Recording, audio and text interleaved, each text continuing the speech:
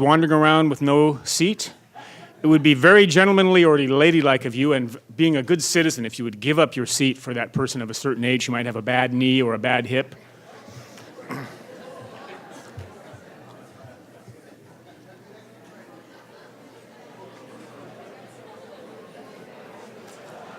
Yeah, we're going to go ahead.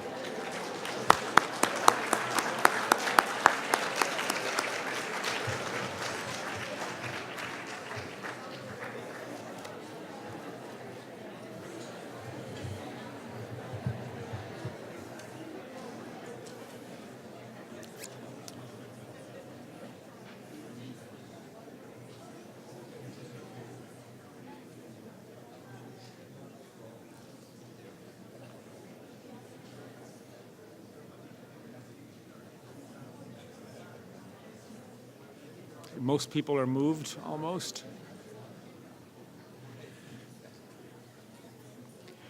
I have a last-minute change.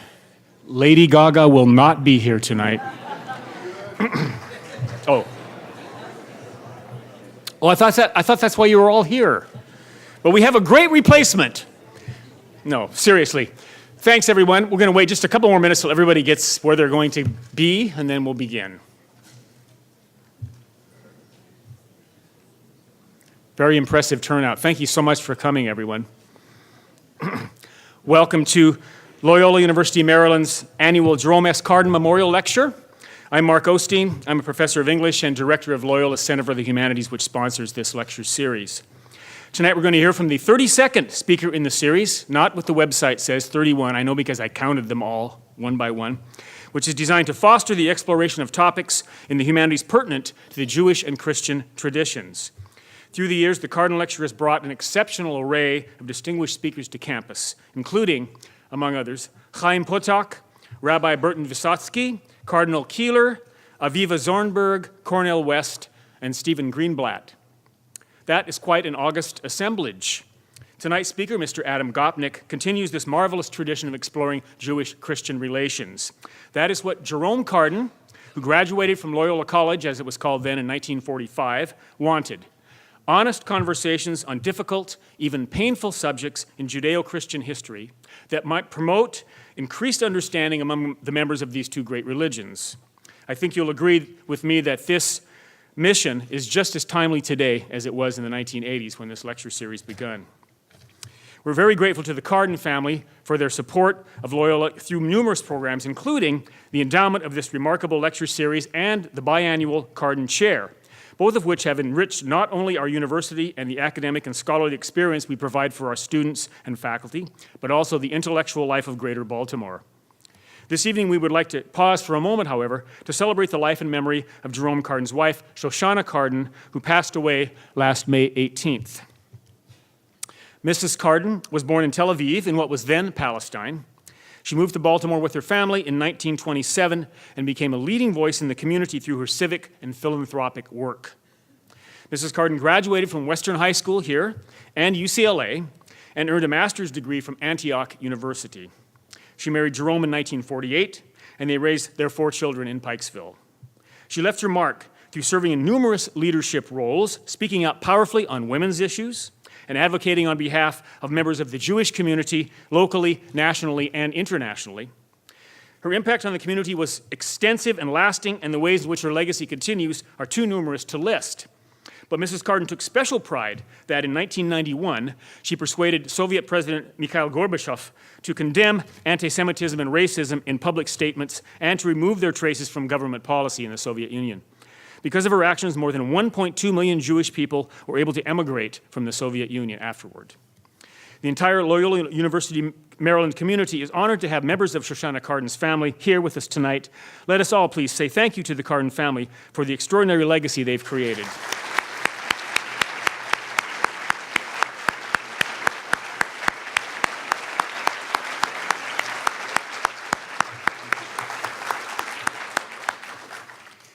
We're also honored to have with us this evening the current president of Loyola University Maryland, the Reverend Brian F. Linane of the Society of Jesus, over here.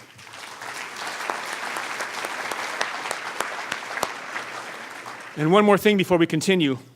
Let us pause once more for a moment of silence to commemorate the victims of last Saturday's killing at the Tree of Life Synagogue in Pittsburgh. A moment of silent prayer or silence, please.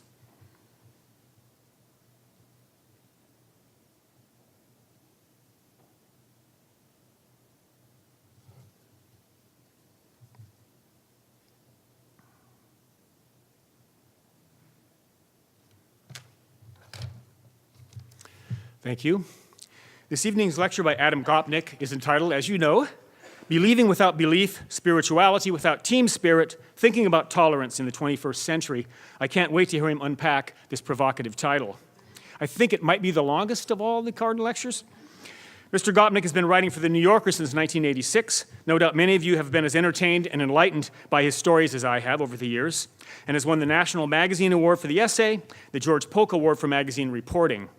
He's also the author of several books, including his latest, At the Stranger's Gate, Arrival in New York, a memoir in which he shares his experiences moving from Montreal to New York in the 1980s. His other titles include The Table Comes First, Family, France, and the Meaning of Food. That sounds really tasty. Angels and Ages, a short book about Darwin, Lincoln, and modern life, and Through the Children's Gate. In 2012, the French government named Mr. Gopnik a Knight of the Order of Arts and Letters. I guess we have to call you Sir Adam, is that correct? Monsieur, oui. He has received honorary doctorates as well from McGill University and the Rhode Island School of Design. After he finishes his talk, we will open the floor for questions and answers by Mr. Gopnik. And please don't forget the kosher reception following the lecture right next door in that room there. Now please join me in giving a warm welcome to Adam Gopnik.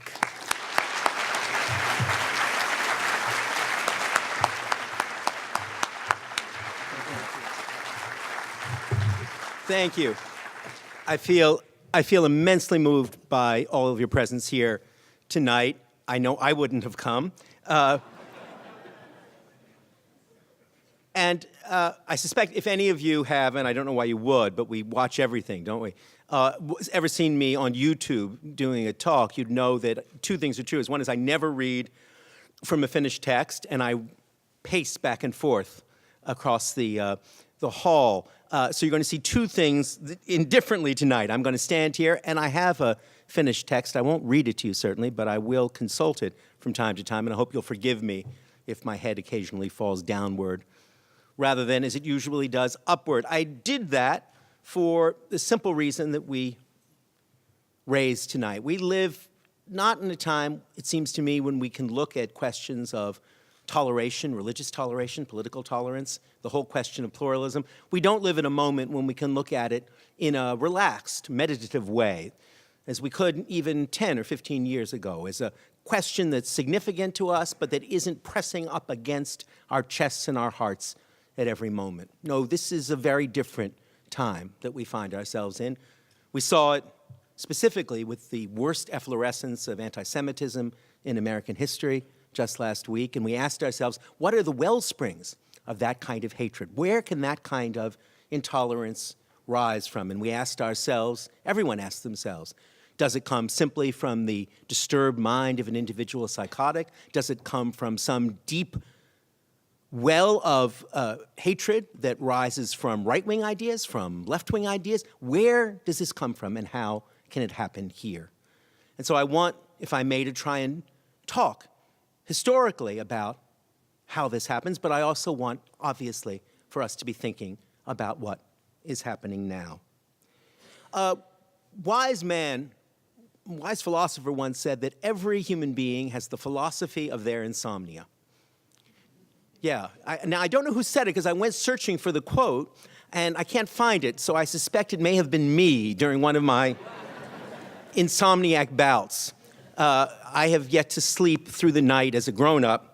I'm always up in the middle of the night, and in the spirit of absolute candor, I've even been known to watch 10-year-old poker videos at 4 in the morning.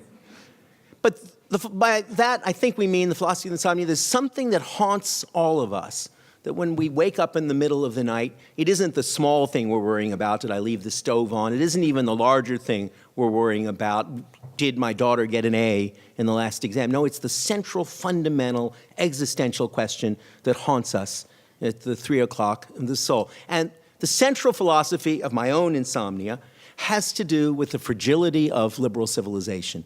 I know that sounds quite grand, but I really mean it. It's the question of whether the good world of tolerance and pluralism that we've inherited from our fathers and mothers is one that we're going to be able to pass on successfully to our children.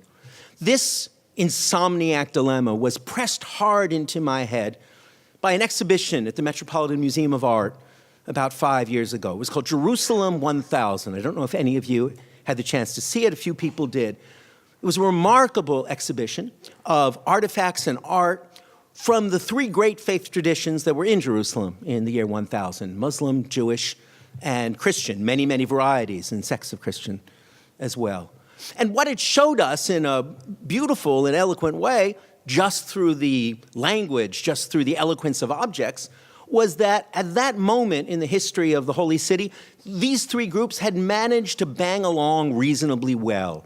There were fascinating instances of glassware that contemporary scholars, modern scholars, couldn't identify either found in Europe, either as Islamic ware taken to Europe or European ware made for an Islamic audience. There are Jewish texts inscribed, illuminated by Christian scribes. You can tell by their signatures. The whole interchange and interplay of culture, surely not rooted in active embrace of each other's faith, but certainly evidencing an ongoing practice of coexistence. And as we all know, 100 years later, in 1100, when the Crusades begin, that practice of coexistence, that ability to bang on through the spice bazaar, through glass manufacture, through the ordinary daily business of buying and selling and sharing was gone. And it had been liquidated in every sense, in a riot and an orgy of massacre and counter-massacre. And you may recall that that great exhibition ended with two swords, one Saracen and one Christian, taking the place of all of that wealth of shared artifact with which the exhibition began. And it made me think then, and it keeps me thinking now, what is it that makes coexistence break down? And if you think about it, even more important, the tragedy of the people living in Jerusalem in 1000 or 1100 was that while they had a practice of coexistence, they had no principle of pluralism with which to sustain it. They knew perfectly well in a practical daily way how to get along together until history in its ugliest face intruded on them, but they didn't have a principle of pluralism that they could turn to, a constitution, a shared set of values. I was struck just now when Mark was saying, let's let the elderly, people my age, sit down. And he said that would be, you'd be a good citizen, not you'll be punished as a student here, but you'd be a good citizen if you did that. And we all knew instantly what he meant when he said you'd be a good citizen to let an older person have the seat. Think about how much is tied up, wrapped up in our instant assent as a group, as a corpus of people of different backgrounds and different faiths, and saying, oh yes, that would be good citizenship to make way for somebody who needs the seat more than I do. Huge history is implanted in that simple courtesy that we all take for granted. And it seems to me that exactly the mission of liberal civilization over the past 2 and 3 and 400 years, reaching back to the Renaissance of what we call liberal humanism sometimes, has been to turn practices of coexistence into principles of pluralism. That's been our task, that's been our dream, that's been our ambition, to find rules that allow people to continue to pursue their own idiosyncrasies, more important, their own beliefs, their own missions, and still manage to live together, still avoid the deadly moment of massacre. That's been the liberal mission. Now, when I say liberal, let me say instantly that I don't mean by that, I don't use that term in a partisan sense. When we say liberal in an American context, we usually mean the politics of the Democratic Party. If you're a depressive, you may mean Michael Dukakis. If you're a true depressive, you may mean Michael Dukakis in a tank. But I mean the term, and I'm going to use the term tonight, in the broad way that you've probably find it used in a political science department here. That is not specifically Democrat or Republican, not even conservative in our sense or liberal, but all of the people who understand what it is to be a citizen, who basically accept the underlying rules of the oscillation of power, of free speech, of the tolerance, of opposing views, all of those things that have become instincts for all of us have had to be inculcated in order for them to become instincts. And that's what I mean by the liberal order or by liberal civilization, not where you vote, which lever you pull, or even where you stand on controversial issues about which I feel passionately, like gun control, let us say. It's perfectly possible to fully participate in liberal democracy and be strongly for Second Amendment rights or to be strongly for gun sanity, as we see it. It's the questions of liberalism. Well, Second Amendment rights is the best way I can put the other side. The questions that liberalism presents aren't about those specific questions. It's not about the oscillation of power. It's about exactly a principle of pluralism that we all accept and we can all embrace. But one of the things that's interesting, it seems to me, about the question of pluralism, the question of coexistence, is that while we can check it, we can find it, as it exists in many different places, and I was looking at my notes, not texting my friends. We can do some historical work, and we can see how those principles of pluralism were instilled in one Western country after another. And each time it's a somewhat different history. In my second or adopted country of France, it's a history that's highly contentious, one that, as I'm sure many of you know, comes to a peak at the time of the Dreyfus Affair at the beginning of the 20th century, where the Catholic Church and the French state go to war in a certain sense, and a new attitude of laicity is created at that moment. In America, we have, on the whole, a happier history dating back to our own revolution, to the First Amendment, to the idea of freedom of religion, and the idea of a separation of church and state designed to benefit both.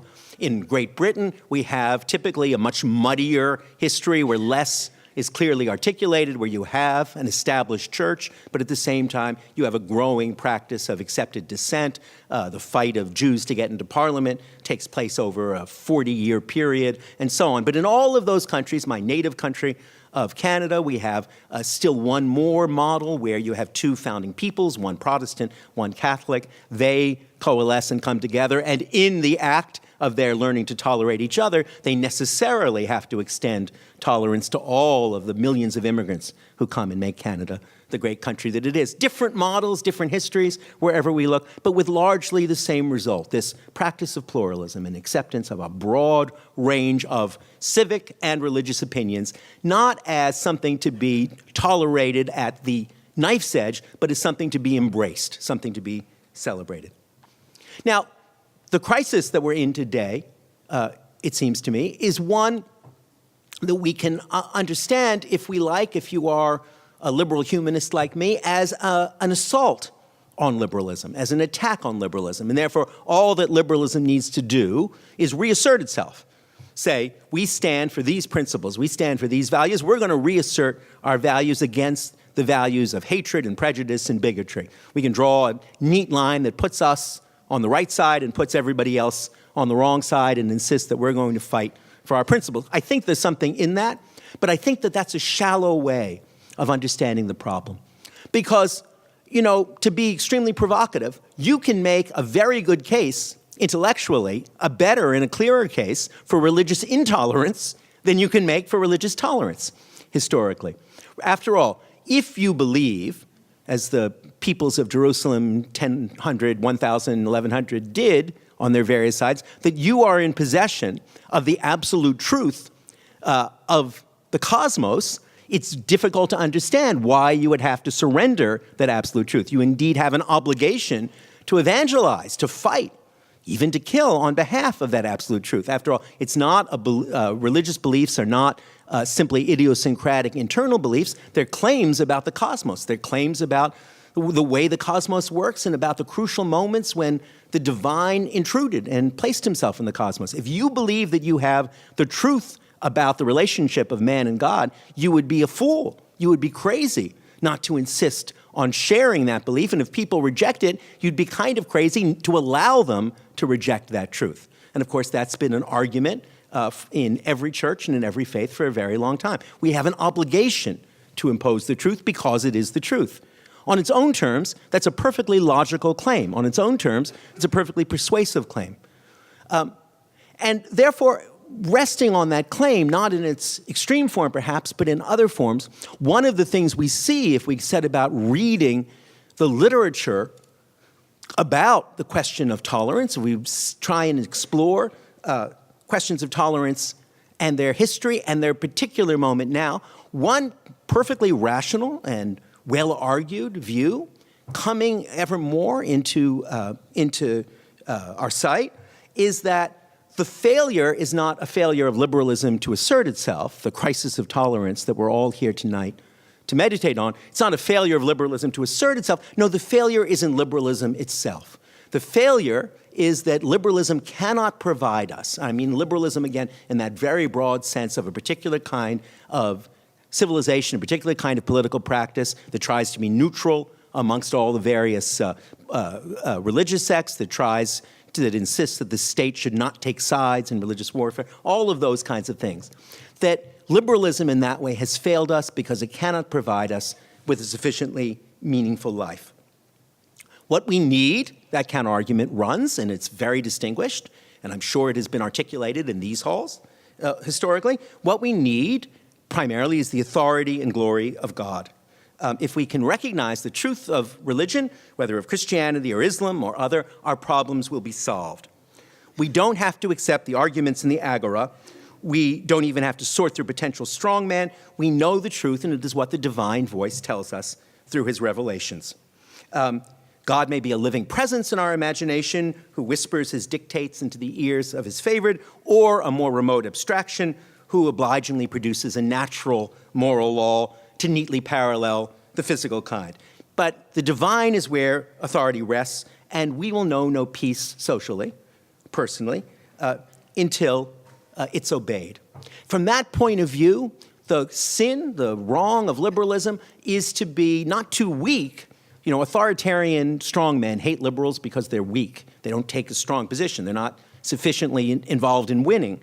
But there's another more rational and more sympathetic approach. There's another problem with liberals is that, with liberalism writ large, is that it's too strong. It's too strong. They're too arrogant. They make claims for the way we live on earth, for material civilization, that makes us turn our backs on the broader realm of spirituality from which real meaning alone can come. Now, organized religion in America has, on the whole, come to terms with separation of church and state and so on. But we can still feel within, amongst people of faith, a dissatisfaction and a strong feeling that the liberal dispensation has fundamentally failed. There's an extremely honorable and arresting tradition of that kind of theological critique or assault on the liberal state. One of my intellectual heroes, and a name that I hope comes up in the curriculum here from time to time, is G.K. Chesterton. He was one of the great Catholic thinkers and aphorists, one of the greatest wits of the early part of the 20th century. I was lucky enough to know his godson, Wilfrid Sheed, who was one of the great liberal Catholic writers of the mid-20th century. Chesterton is one of my favorite writers, even though he and I share nothing except a love of the English language. And he was dissatisfied in a very prescient way with a merely parliamentary model of life, with what liberalism could offer you as spiritual food. He imagined a heightened, higher world of numinous feeling much greater than that of the fatuous materialism he already saw around him in Edwardian England. He wrote once, reason, the reason that liberals and the liberal order believe in, is always a kind of brute force. Those who appeal to the head rather than the heart and spirit, however pallid and polite, are necessarily men of violence. We speak of touching a man's heart, but we can do nothing to his head but hit it. Basic dissatisfaction, short, wonderful writing, eh? Basic dissatisfaction with the notion, which is central to the liberal order, that we can achieve more by reason than by passion, that our liberals rest their philosophy of government on reform and reason, and Chesterton is telling us that reason will never be enough. He says someplace else, men can agree on the fact that the earth goes round the sun, but then it does not matter a dump whether the earth goes round the sun or the stars. But men cannot agree about morals, sex, property, individual rights, fixity in contracts, patriotism, suicide, public habits of health. These are exactly the things that men tend to fight about, and these are exactly the things that must be settled somehow on strict principles. Study each of them, and you will find each of them works back certainly to a philosophy, probably to a religion. And that's the position, the anti-liberal position on these questions, in a neat and rarely lucid nutshell. Without authority derived ultimately from God, we have a mere shouting match of relativisms. Without authority, we have anarchy. And what we see as a social breakdown, a breakdown of the principles of tolerance, is merely the anarchy implicit in the liberal order asserting itself. Now, that line of religious criticism of liberalism is not necessarily authoritarian, but it is always highly critical of the tendency of liberalism to even out, to flatten, to make too little of man's and woman's search for spirit. And we've seen just in the last year, just in the last 2 years, in response to what's perceived as the crisis of populism, the crisis of pluralism in our country, a revival of this kind of thinking. The Notre Dame political scientist Patrick Deneen has written a very passionate and influential book recently called Why Liberalism Failed, written from a Catholic point of view, but not narrowly so in any sense, written with great eloquence, passion, and argument. He again repeats Chesterton's arguments in the context of America in 2019. Liberalism pretends to honor freedom and liberty, he tells us, and instead enforces enslavement to the market and to material pleasure, with no larger dimension of value to offer. The spiritual crisis we see around us is, in that sense, a crisis of faith. For Deneen, there's a liberalocracy, combining liberal and aristocracy, an oligarchy of liberal meritocrats which rules us. And me, glorify the individual pursuit of pleasure and power to an insane degree, ending by creating a tiny elite of the empowered and a vast populace of the alienated who can only be expected to act out in the most lurid, unimaginable, and often violent ways. He writes, Deneen, the liberalistic family rests upon loose generational ties, portable credentials, the inheritance of fungible wealth, and the promise of mobility. As I said to my 18-year-old daughter when I was reading that to her, I said, well, it sounds just like us, aside from the wealth. But he knows a better class of liberalocrat. But seriously, that's not remote from my own experience of what it is to be an arriver, a writer, a professional person in the world. What all of that critique tells us, that liberalism proposes a world of such narrow self-fulfillment that it naturally alienates all but the tiny class of self-seekers it benefits, and even they are mostly miserable. We're told that if we look at the great liberal thinkers, we find a straight line between their exhortation to self-realization and the dispensation of ever coarser and more material pleasure. John Stuart Mill, the greatest of all liberal thinkers, my own personal hero, spoke always of self-fulfillment as the goal and glory of life. And we're told, and Patrick Deneen makes this argument very well, that that's merely a lifestyle liberalism that puts us on a direct track to Pornhub. Once you eliminate some kind of fixed divine standards, you have nothing but opportunism, hedonism, and anarchy. A tiny class of very smart and shrewd people may do very well in such an unmoored world, but the great mass of people for whom religion was designed are devastated by it. For every kid who advances to an Ivy League university and joins the liberalocracy, there are 100 being devastated by the opioid epidemic. What's called populism, and what we characterize, therefore, as intolerance, is, in fact, an understandable reaction against this liberal destruction of community, tradition, and faith. And let me add as well, because I think it's important, is that that's one of the seed beds, that kind of critique, in which anti-Semitism can grow. I don't mean out of the Catholic critique. I mean specifically that as a matter of simple social fact, Jews, secularized Jews, tend to do very well in what Deneen describes as a liberalocracy and are perceived, rightly or wrongly, as having the special keys, a special opportunity to prosper in that world in ways that others cannot. Now, I would say, as a Jew, that that's a function of a long tradition of education being a primary goal and motive. But nonetheless, I think you all recognize the picture in which Jews are particularly vulnerable at moments of that kind of crisis, when people feel anguished by the seeming mere materialism and meritocratic drive of liberal civilization.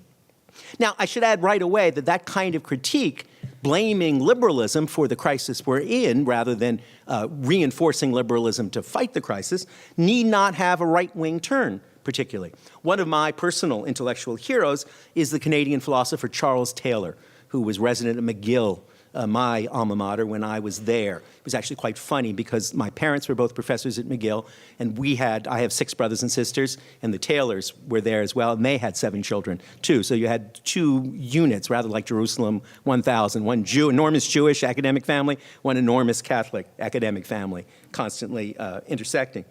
Taylor is, I think, one of the greatest of all living philosophers. He is far from being a man of the right. He ran as a social democrat many times in Canada.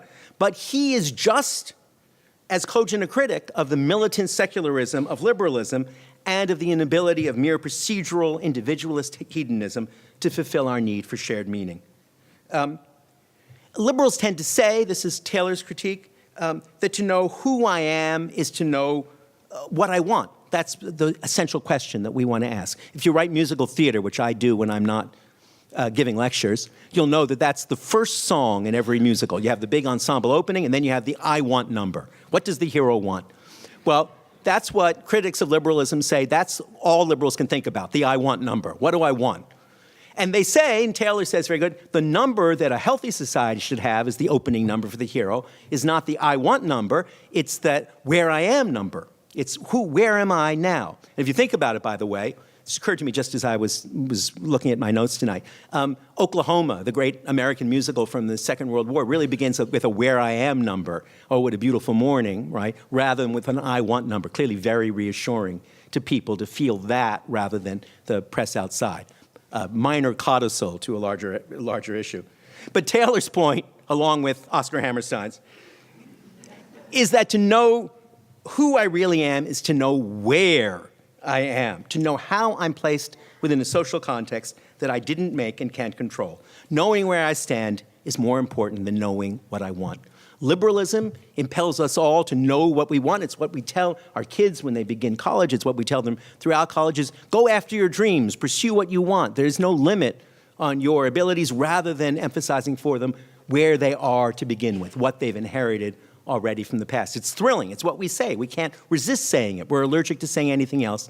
And yet, that constant impulsion forward outside a settled and well-understood social fabric has, Taylor tells us, as many fatalities as it has perfections. He writes, my identity is defined by the commitments and identifications which provide the frame or horizon within which I can try to determine from case to case what is good or valuable or what ought to be done. Liberalism, instead, drives us forward to maximize our utility, what I want, where are you going? It's not just that people sacrifice their love relationships, I'm quoting Taylor here again, and the care of their children to pursue their careers. Something like that has perhaps always existed. The point is that today many people feel called to do this, feel they ought to do this, feel their lives would be somehow wasted or unfulfilled if they didn't do it. And we all feel, he tells us, profound malaise at the idea that the sources of benevolence should be just enlightened self-interest, or at best, feelings of sympathy. This seems to neglect altogether the human power of self-transcendence, the capacity to go beyond self-related desire and follow a higher aspiration. So even to someone like Taylor, in impeccably progressive revolt against liberal secularism, the need for some permanent horizon of fulfillment larger than the temporary social agreement of individuals is always felt. The good things in life, we're being told, are beautiful and cannot be bought, and can be bought, I beg your pardon, but the best things in life are free and freely given. Liberal secularism, the liberal dispensation, the liberal order, liberal civilization of the kind that we have all grown up within, drains the world of meaning by reducing our desire for the highest and most to a craving merely for more. All liberalism has to offer us in place of meaning is shopping. Now, I've tried to make that case as strong as I possibly could and sympathetic, but it will be clear to all of you, just from the cut of my jib and the background of my work, that I don't buy it. I don't believe that. I don't agree with that. But it does challenge me, that account which says that the crisis, the emergency we're living through, is not an emergency where liberalism is under assault and must defend itself, but an emergency where liberalism has failed and must reconstitute itself, must redefine itself. I recognize that that's a real, authentic, and powerful intellectual and political challenge for all of us who stand on that side. What can the liberals say in response to that challenge? And why can we feel that we need to take it in and begin to reconstruct our ideas of tolerance and pluralism on a new basis while still reaffirming the underlying logic of the liberal order?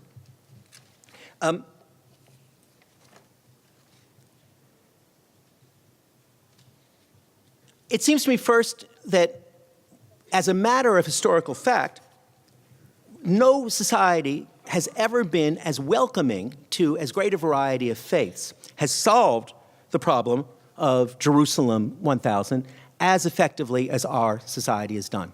One of my great pleasures in life is to go on a Friday night to a Chabad service. I don't know if many of you know that's the Lubavitcher sect of the Hasidim in Brooklyn. I just went to one in New Haven, who welcome even non-observant Jews like myself to join them for the Shabbos dinner on a Friday night. I'm what you might call a steam bath and smoked fish Jew.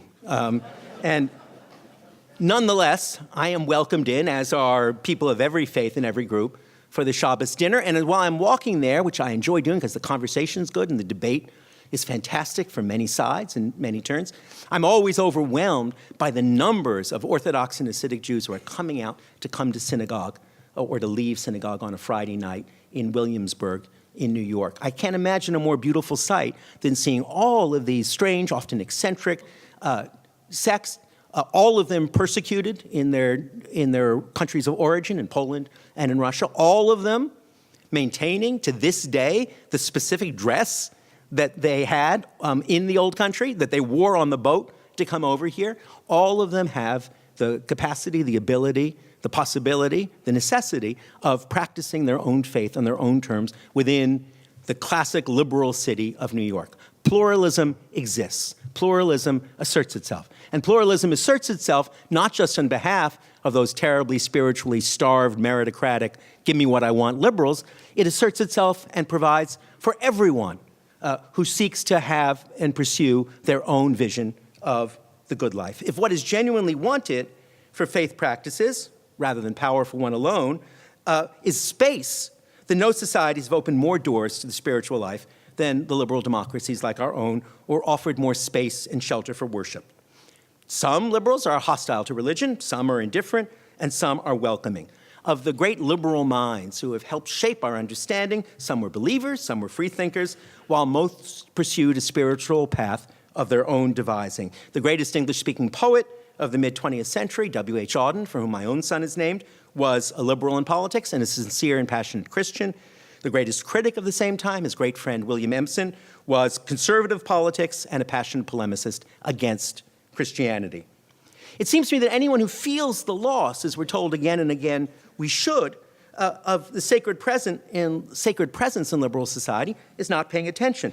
A renewed sense of the sacred proliferates in our society and is the theme of the greatest modernist art, from Kandinsky to Rothko and beyond. If you just look at the great figures of contemporary American writing, at least as many are religiously obsessed, Salinger, Updike, Jane Smiley, as are remotely hostile to it. And the ones who seem to be hostile to it, like my great friend, the late Philip Roth, had only the most complicated push and pull kind of relationship to it. I had the great honor of assembling with some close friends around Philip's grave just last weekend as it was unveiled at Bard College, and all everyone did was stand around and tell Jewish jokes that he loved as a form of saying Kaddish for this great writer. What we have is not a loss, I'd submit to you, of the sense of the sacred. What we have is a loss of sacred authority, which is a different thing. Because the sense of the sacred must necessarily be sought by consent rather than by coercion. That's the liberal model of faith. And to see difference and the proliferation of difference as a source of spiritual despair reveals, to me at least, only that what the despairing person really wants is exclusive power. Nothing exists in our society to prevent someone from articulating a conservative Christian or an Islamic code in public in any of the great democracies. They get articulated all the time. The issues of persecution tend, in my experience, to be quite tiny, although I will add, as one of those secular liberals, that liberals should always choose tolerance and religious tolerance in the first instance and not become fine print artists of any kinds. But one often reads in religious-minded polemics of the totalitarian, totalizing nature of liberalism, and often even of the nihilism of the liberal ethic. It's perfectly true that liberalism, the society, the democracies that we inherit, are not neutral, and they have a kind of metaphysics of their own, but they are not a weak, surreptitious alternative to the metaphysics of absolutism. They are the knowing opposite of those metaphysics. The hidden metaphysics of our liberal order is simply that we value debate, and we hate dogma, and we accept doubleness. For, on examination, the nihilism ascribed to liberalism just means pluralism, and its totalitarianism just means tolerance. In my experience, even the supposed loss of community, ceremony, and meaning is a bit of a chimera. In my experience, no Orthodox marriage on a Greek island, and I was at one just this summer, is celebrated with as much solemnity and ceremony as is a gay marriage on Fire Island in New York, which tend to be extremely well produced, I should add. Liberalism constitutes constant and countless communities of common feeling.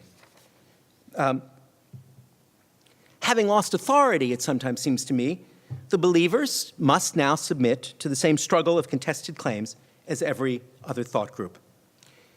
Tolerance began as a truce among churches. I said at the beginning of this lecture that one of the striking things is that you could make a very strong intellectual argument for intolerance more readily in lots of ways than you could make an argument for tolerance. And one of the things that's striking is that if you look at the great early liberal arguments for tolerance in John Locke or John Milton, is that they don't make arguments from logic. They don't make arguments from divine logic. They make arguments from social peace. If you read John Locke's great letter on religious tolerance, he doesn't say, it's clearly part of the divine plan that we all respect each other. He says, no, he says, look, we've lived through hundreds of years of religious warfare, and we see the unimaginable suffering that it's brought on Europe. Let's stop.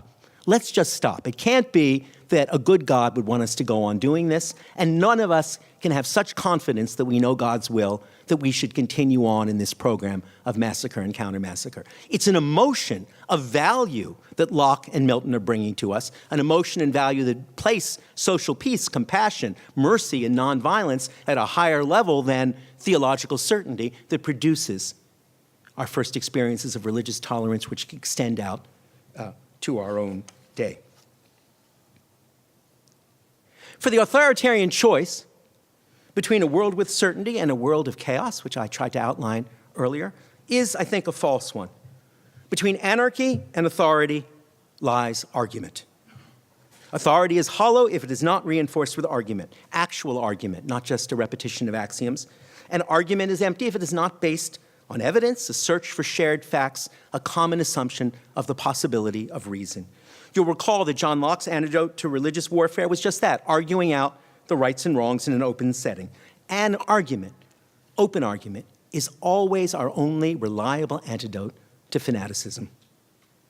And that faith in reason means no more than an openness to experience, the belief that arguing the facts in the case with an eye to as much evidence as you can find on the points that counts gets you very much farther than simply reinforcing what you already think is right.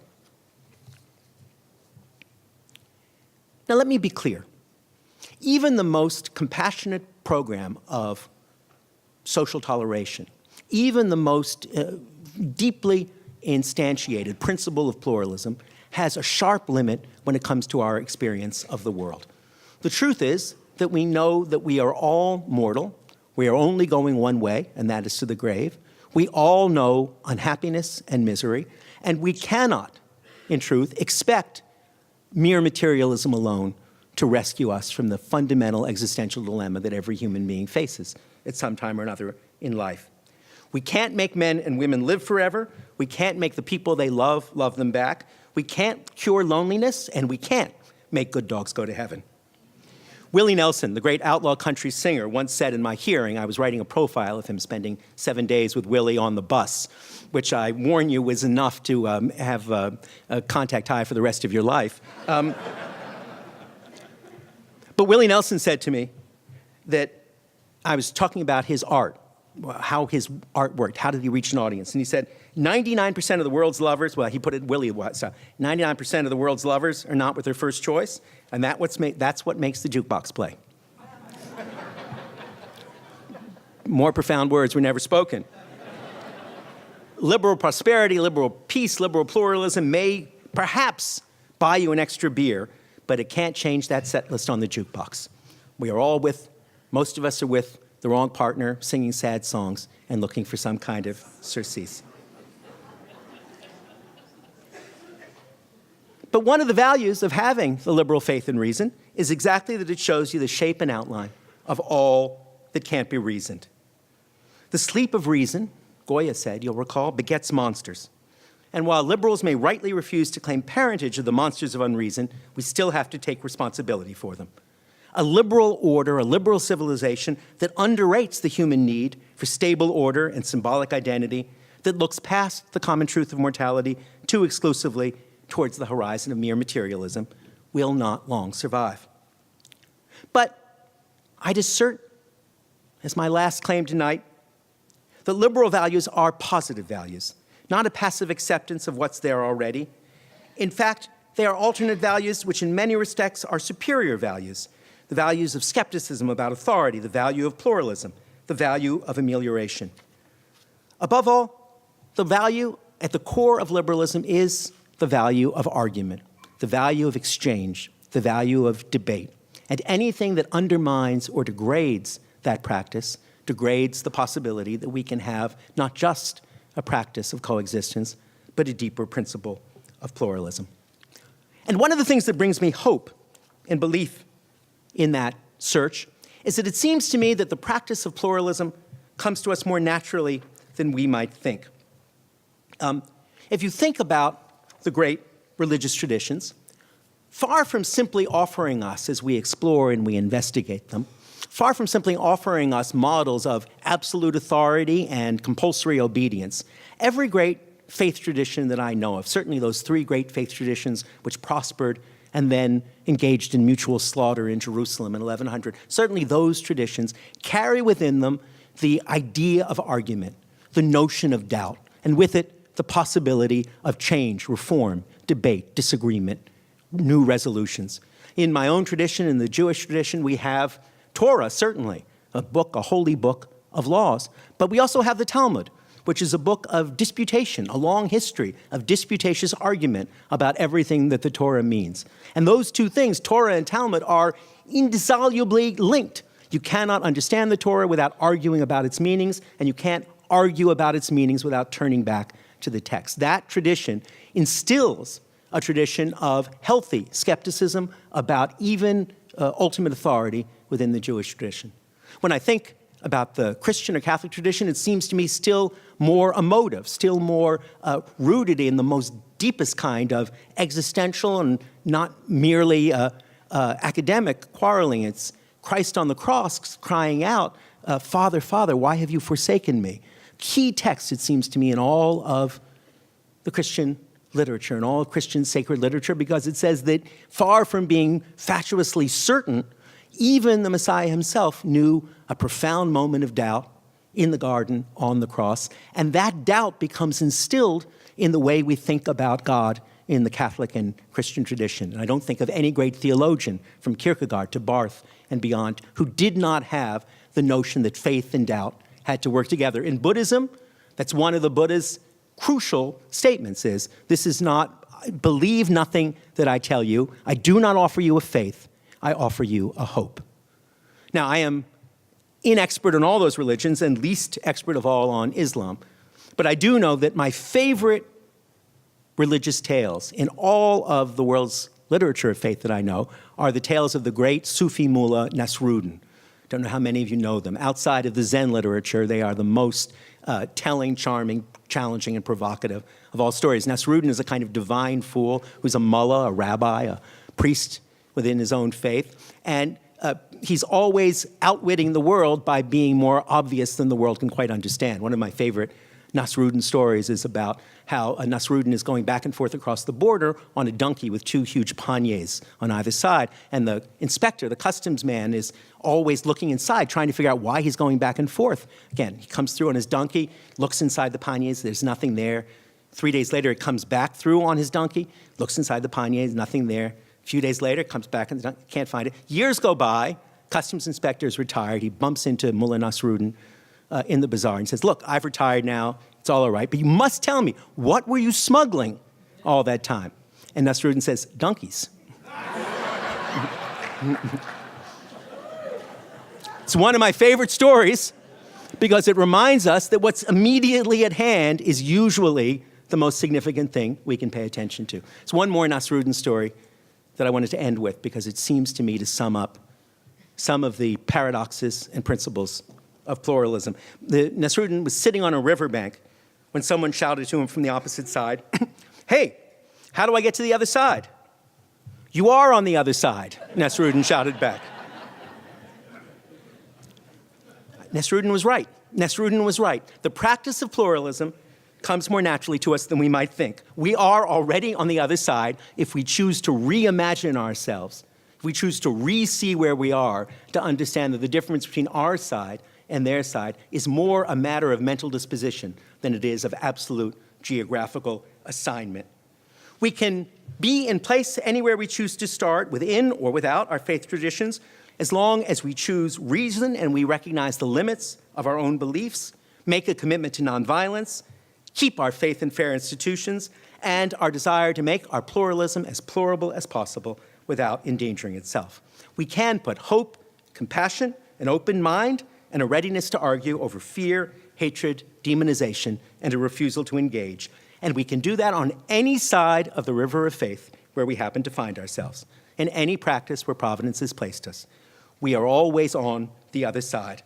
We're on the other side already, and we've made the journey to the other, to the people across the bank, the moment we see that our side of the river is the other side too, as Nasrudin tells us, if we only choose to look at it in a new way. Even the pluralism of riverbanks is a choice we make. Thank you very much.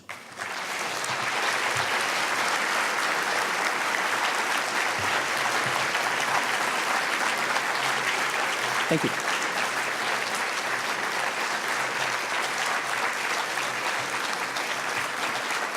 Thank you. Thank you. I've thrown an awful lot out at you. I was going to say that one of the things you'll also notice if you watch me on YouTube is that I always go a bridge too far. I always throw in one final argument that loses the crowd I've persuaded by the previous two-thirds of the argument. I'm sure I've done that again tonight.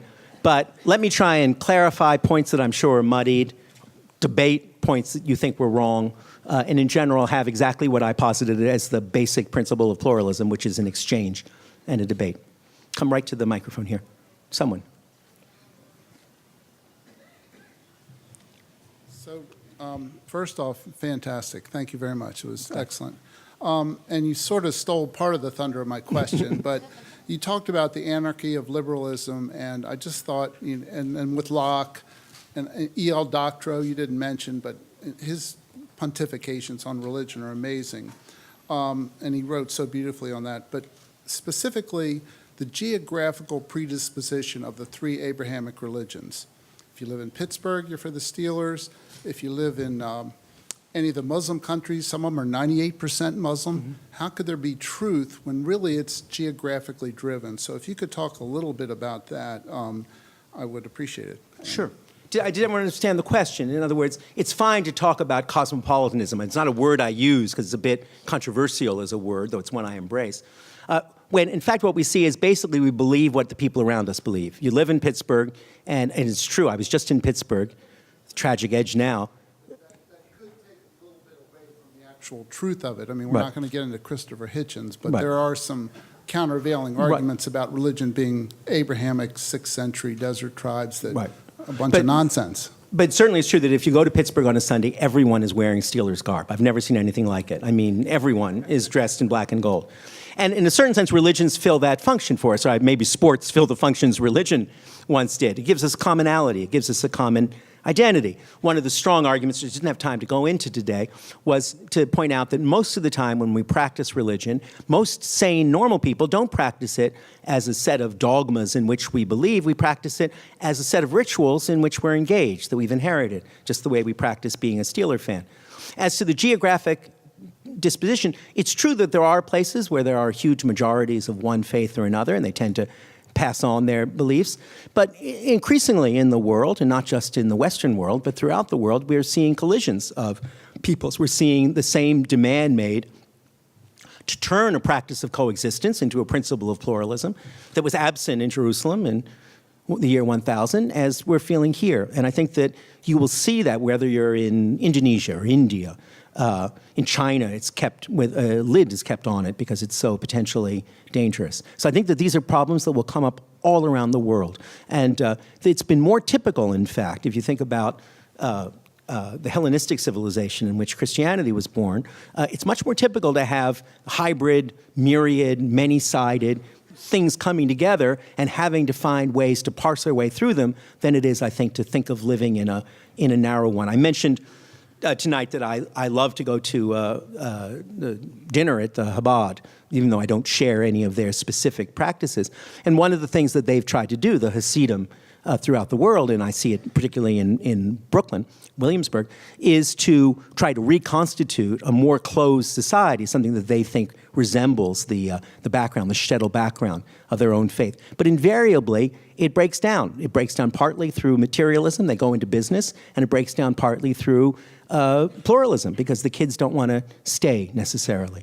So it seems to me that the dream or the notion that there's someplace back there or out there, there's a more coherent, organic society that doesn't suffer the problems that ours does, I think that that's an illusion. Gentlemen, somebody, approach. I have a question about open argument. Sure. Where do you stand on the ban of Mr. Bannon from the New Yorker Festival? It's a good question. I have two answers to it. Does everyone know what this refers to? It's a little bit inside baseball. Steve Bannon, Donald Trump's, what was he really? I was going to say his brain, but I hate to say that. His advisor was invited to the New Yorker Festival, where I work, not at the festival, but at the magazine, and then disinvited.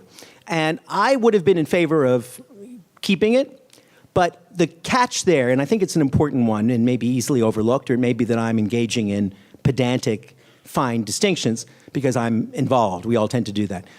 Is that the New Yorker Festival is a festival. It's a place where people come together to share in a festive manner ideas and emotions and new works of art and so on. I think it was absolutely right for us to interrogate Steve Bannon, to ask him to hear Steve Bannon out. I think that's essential.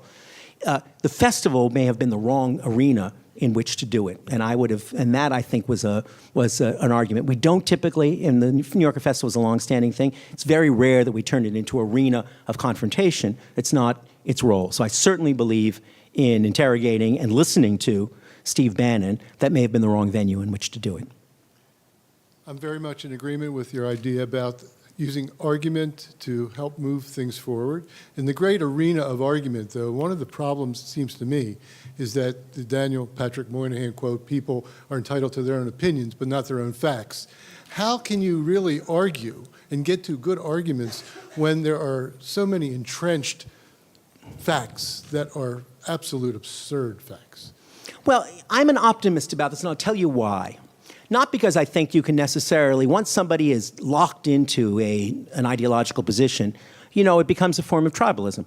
And one of the truths about tribalism is it's like throwing good money after bad, right?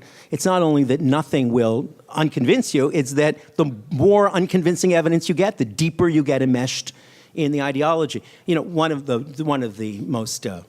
darkest and scariest of those evidence of that truth is that, as you probably know, in the Second World War, the more Germany was bombed, even as the German cities were being reduced to rubble, the government didn't become less popular at that time. In other words, nobody's looked around and said, this was a really bad idea. They say, we're prouder than ever to be under Hitler's reign. We stand up for it. So it's clear that that's a very powerful human mechanism of increased identification with bad ideas or false ideas as they go on. But here's why I'm optimistic about it.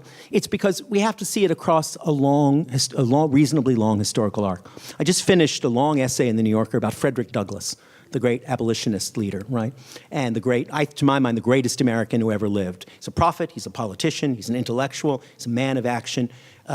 He's a pioneering feminist, though he had some issues with feminism later on, wrongly, but nonetheless, truly great figure. And when you look at what Douglass was up against, when he escaped from slavery, he was living in a country where it was a matter of absolute conviction that black people were not human beings, they were animals, were only worthy of enslavement. He was living in a country in which that was the challenge before him. Those were the facts that he had to fight with. At any moment, and I'm full of the philosophy of my insomnia these days, I worry, and I don't mean rhetorically, worry about the continuance of our liberal democracy and of liberal democracy itself. But then I remind myself that we've faced much greater challenges, we've lived through much greater lies, and that the truth has a way of making itself heard not necessarily through the persuasion, but through persistence. And one of the things I often say, people ask me, why do you always write these pieces about gun control for the New Yorker? Don't you know you're only talking to the choir? You're only talking to the already convinced. And my point is I can do two things.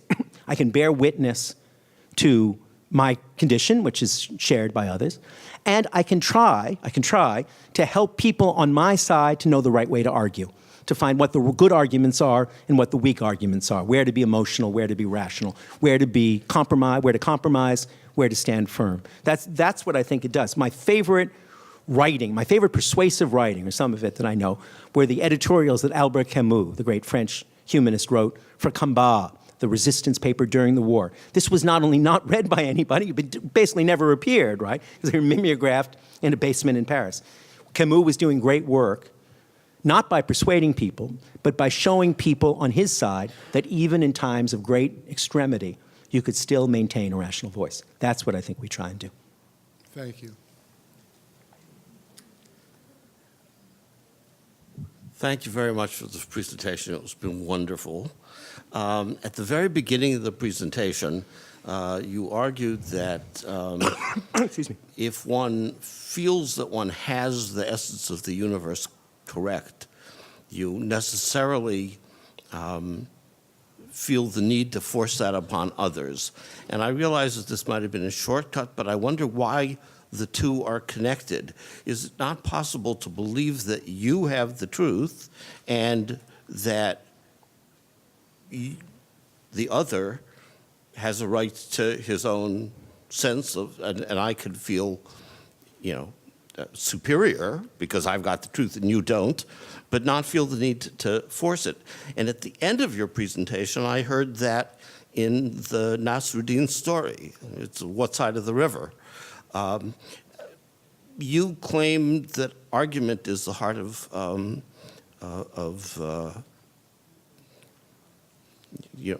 broad liberalism, and I wonder whether humility isn't the heart of liberalism. This is a good question. Let me try and answer them, because I realize I left out a key concept in talking. That's when I do sort of verbal skydiving, and sometimes you look back up and you say, damn, I forgot the second chute. And I think I did tonight a little bit. On your first question, of course, we agree with what you just said. You can believe that you have the truth and still be tolerant of other people who are not lucky enough to have it as well. Sounds easy to us. The point I'd make is that's a very recent, historically, that's a recent discovery, right? That's not typically what human beings have believed throughout their history, right? Oh, I've got the truth, and fine, you pursue the truth in your own way. It took an enormous amount of history, of an enormous struggle for tolerance, for pluralism, for understanding to get to that point. And we're still on shaky ground. So, yes, I believe that's true. The point I'd make and what I was trying to say tonight is that it takes a lot of work, it takes a lot of mental work, it takes a lot of historical work to get there. And the second point you make, the key word I would use, not humility so much as empathy. And that was the point I was trying to make with the Nasruddin story. We're on the other side of the bank if we empathetically imagine ourselves being there.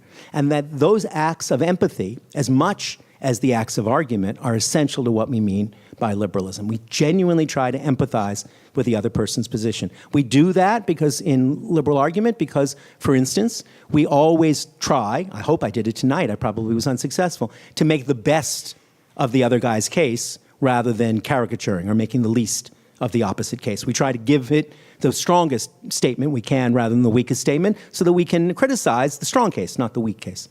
That's a very important principle, too. And so that's an act of argumentative empathy, right, with the other side. So I would completely agree with you that what you choose to call humility, a good word, is a central part. I would call it empathy. And I think that I would rest my faith on argument and empathy as the two pillars of liberal pluralism.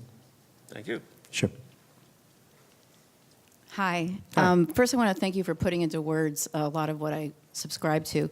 My question comes to you from a journalistic and philosophical standpoint. A question is asked to me by my students. All press, in their view, might as well be biased because there's no such thing as truth or objectivity, which I, from a journalism background, find rather upsetting. Disturbing. And disturbing. Right. And I want to ask you the second part, what do you think of that? And the second part, with the New Yorker taking a position of advocacy, of leading the resistance, of finding a way not to necessarily be objective, to me, even though I love the New Yorker, I don't want all press to go that way because then I don't really trust anyone who has an agenda not to somehow leave out information that doesn't fit that agenda. Well, let me answer the second question first. I am an employee rather than an editor at The New Yorker. So I can't claim credit either for its great achievements or take responsibility for its flaws in judgment. But I will stand with it. I've been a citizen of that institution for a very long time, and I'll stand with it. The two questions are linked, so let me try and address them in a linked way. We all understand that that the search for perfect objectivity, the search for absolute disinterest is not a possible one. We all bring our prejudices, our passions, our beliefs to everything we write, to everything we do. But being self-critical is not that hard. Stopping to ask yourself, am I over the top here? Am I being grossly unfair? Have I actually struggled to understand the opposite position? That's work we all can do.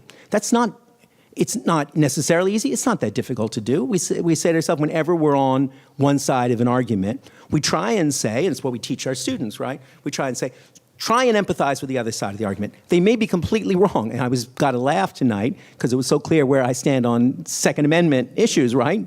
One side is sane and the other not. I believe that. I really do believe that. But believe me, I have read everything I possibly can on the other side. And if I had to write about it, I would try and be as charitable as I could be. So that's a practice we can teach our students, it seems to me, that you can't, no one can be objective, but everyone can struggle to be fair-minded. That's the first thing. And on the question of, my magazine and where we stand and so on, The New Yorker has always been a peculiar institution in lots of ways. We're not a newspaper of record. We don't do a lot of this happened on Wednesday kind of reporting. We do a little more now because of the internet age, but really that's not our goal. We're a magazine of opinion, of commentary, of reporting, of humor. And we've always been, it's one of the reasons why I'm a proud citizen of that institution, a liberal magazine in that broad sense I was trying to talk about tonight.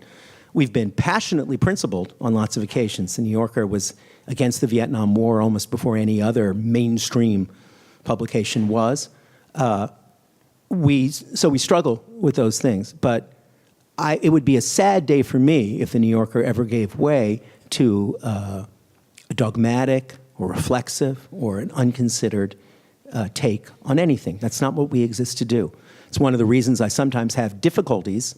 We have difficulties, I personally do, in the contemporary media world, in the contemporary social media world. It's because everyone wants a hot take, right? And I very often see on Twitter, my son runs my Twitter feed, people responding to the first half of a piece, which is laying out, as I tried to do tonight, a possible position before one goes about the business of refuting it, saying, you will not believe Gopnik is endorsing is endorsing religious intolerance or something, right? Happens all the time. So that way is a difficulty because you're trying to write stuff that encircles a subject rather than refortifying a position. But I believe that that's the right thing to do, and I believe that we're fortunate enough to have enough readers to keep us alive for the next while to enable us to continue. So it sounds like in some ways it's an issue of fairness, not, quote, objectivity. Yes, but fairness can sound, if I may, like a weak principle, right? Fair. Oh, let's be fair. To be fair to them, right? The parent who says, "Oh, be fair," is not as strong as the parent who says, "Do the right thing," and the right thing means empathizing with your brother or sister, right? Understanding their position. Fairness is for me a little neutral as a conception. Empathy is a more powerful, and one of the things I think is generally true is that one of the ways we need to cure liberalism is by making it less passive, And I think that fairness is for me a passive emotion. Empathy is an active one. Okay. Thank you. Sure. Glad to talk. Gentleman here. I have two friends who are public school teachers up in Massachusetts, and one of them is in a top 10 high school in Massachusetts, and one of them is in a bottom 10 middle school in the state. And they would talk a lot of times about classroom experience and about pedagogy, and they're both concerned with the self-actualization of students, like what we would hope for people and for kids. And they would try to talk about pedagogy, and the one who's in this really bad school would say, "Dude, I can't talk about like curriculum structure. Mm-hmm. My kids are 3 grade levels behind, and struggling one of them to read. stuck Right. a glue stick Right. on me."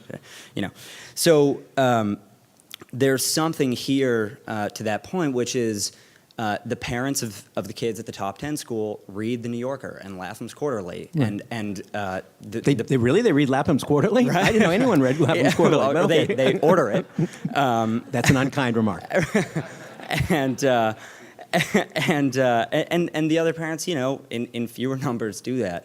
And so the question is sort of, well, I'm curious how you think about education and priorities in education for college and middle school and high school, and kind of like boots on the ground. If the goal of liberalism is to set the arena for the actualization of people, how does that take place in education so that people with less opportunity have access to these ideas? This is a fantastic question, and there's a section in the book I'm writing right now that's just about this, because it seems to me that if there is one place in which liberalism lives or dies, it's in public education. I couldn't agree with you more.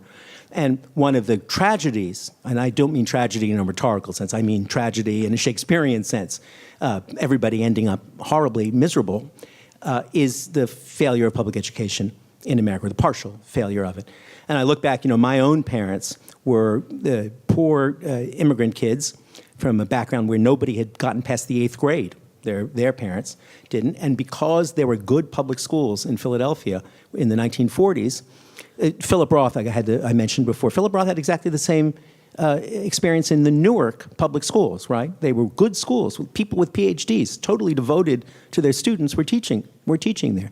And they were able to prepare those kids to go on to good colleges, Ivy League colleges, whatever, which were still reasonably affordable in the sense you could work your way through one and so on. And so the notion of opportunity through education wasn't a myth. It wasn't just a swindle that was being worked on people. It happened, and it happened all the time. Liberalism rests on maintaining that possibility of opportunity through education. There's nothing more fundamental to it. One of the tragedies of our time is the secession of the fortunate from public education. I plead guilty to that myself. It's difficult when it's your kid and you want your kid to get the best possible education to maintain your commitment to public education.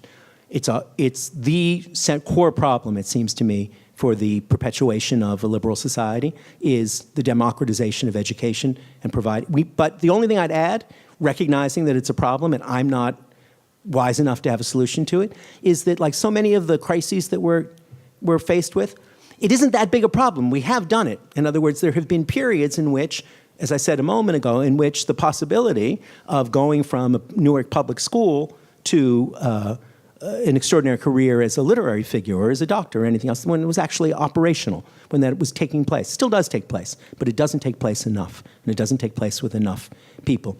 The thing I always say, if I may be allowed to quote myself, is that I never like talking about privilege because it seems like a loaded word, but I think we all who have had good fortune should recognize our good fortune.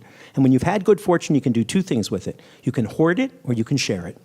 And it seems to me all of our politics should be towards getting those of us with good fortune to share instead of to hoard. That's the best answer I can give to your question.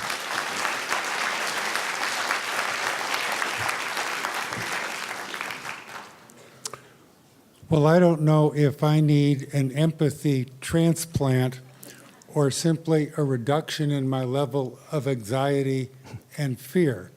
Because when I grew up, it was in a liberal tradition that everybody should get to vote and their votes should be counted fairly and nobody should go out to assassinate other people. Those two things were real important. And now I have concern or lack of empathy for what I see happening in both of these areas. I don't think the voting is anywhere near fair. It's deliberately being skewed. And there are 3 guys who were going to blow up a mosque, and they said, it's not our fault. We read it on a Facebook page that the Russians stuck in there that that's what we were supposed to do. And these 2 issues are of great concern to me. What can you say about them? Well, that's the Reagan-esque well, right? As opposed to the Obama-like look, which would probably be better to use. Look, I share your feelings. In talking to you tonight and writing my speech, I wanted to strike essentially a warning and worried, but essentially optimistic tone, because I believe that we can conquer our problems. I don't believe pluralism is an illusion. I think it's a living possibility. I don't feel that way much of the time. I share your anxieties. The man you're seeing up here today is not the man my kids see, who, when they see him racing through the apartment, muttering to himself, they say, Dad, what did he tweet now? They say it with their eyes rolling, oh, Dad. So I share all of those anxieties, and I share those things. I don't think they're trivial at all. I think they're real, and we have to fight over them and about them, blow by blow, inch by inch, argument by argument, so on.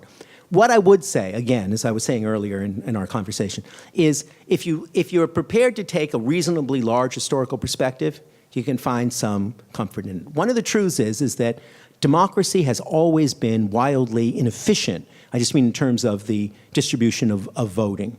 When for most of our history, women couldn't vote.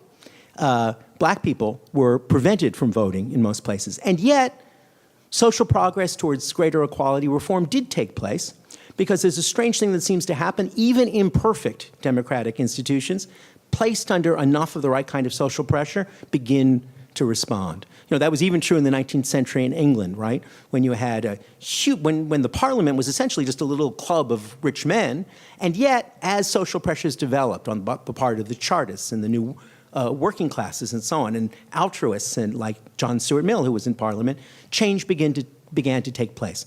So I'm optimistic that even in a very imperfect electoral system, and God knows ours is completely imperfect, we can still make reforms. We can still seek out reforms.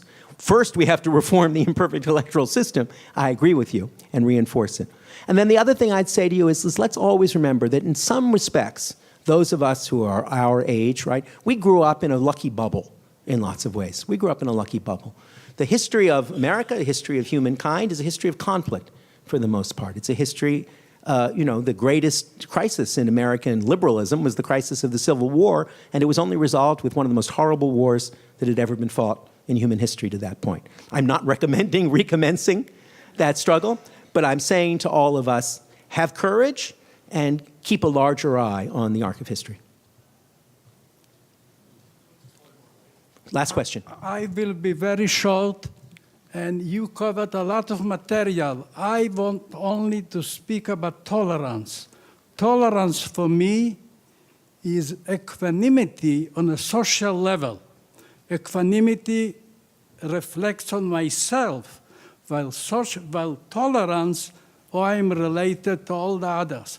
Now, the problem is that liberalism is a big umbrella. It accommodates people of many types. It means they have good, they have bad, extreme, and so on. So what I wanted to to ask you, Claim it, you're the last person there's speaking. a limit how much tolerance is allowed. For example, You are not allowed to say, I'm going to kill the president, I assume, if I'm right. But you can say with respect to other people.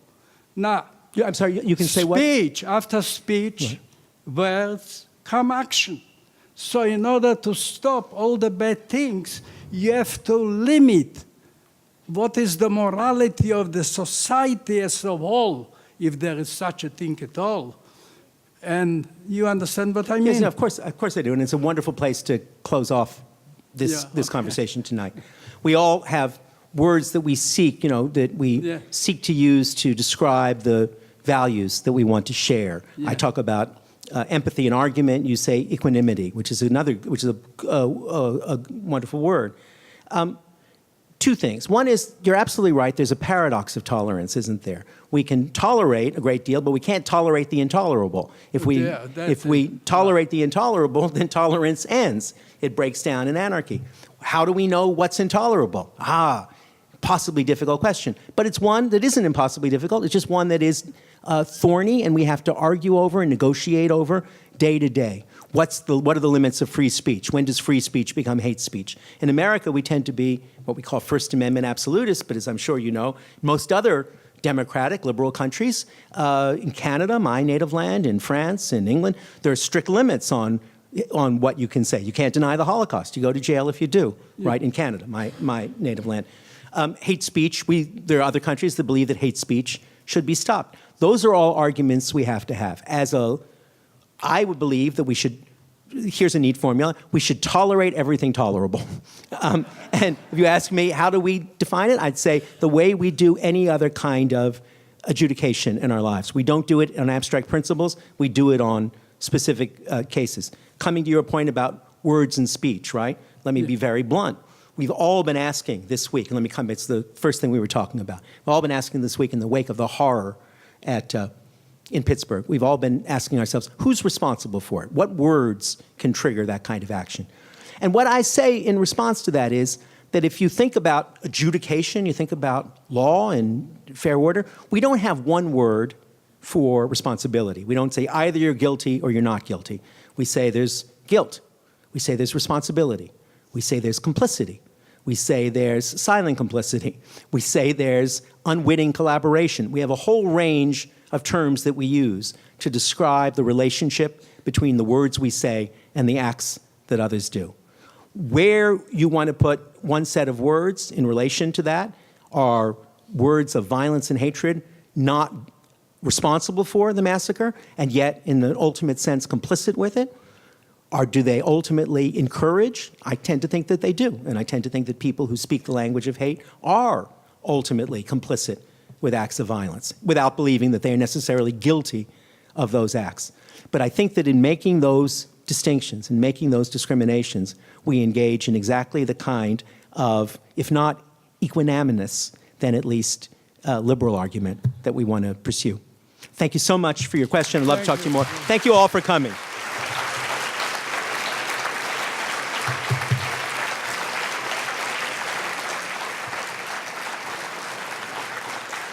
We're going to all have a reception, so come out, have a glass.